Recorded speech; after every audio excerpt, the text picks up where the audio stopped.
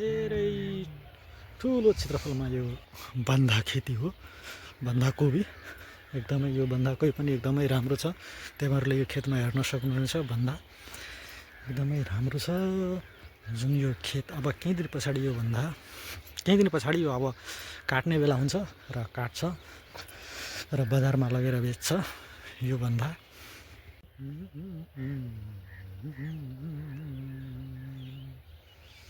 तपाईँहरूले हेर्न सक्नुहुनेछ यो हाम्रो कुरेसाबारी, यो ब्रोकोलीको खेती हेर्न सक्नुहुनेछ तपाईँहरू। यो ब्रोकोली हो जुन चिसो मौसममा हुन्छ यो ब्रोकोली खेती।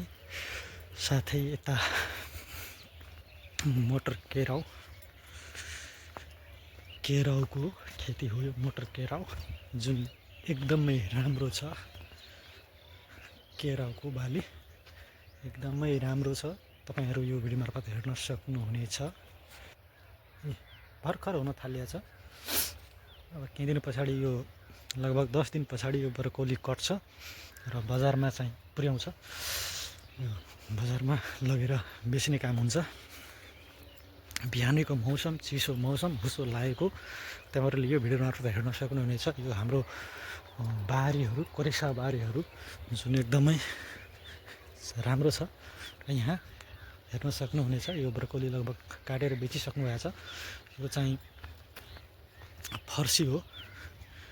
यो फर्सी हो जुन फर्सी हामीले सब्जी खाने गर्छौँ, त्यही गट्टा फर्सी हो। यो लसुनको बोट हो।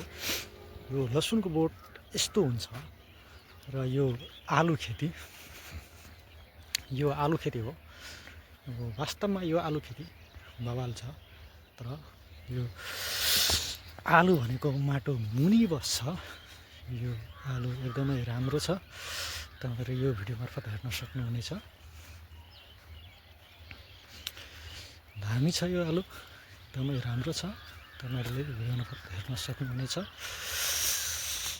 जय हो जय हो जय हो जय हो भोला भण्डारी जय हो।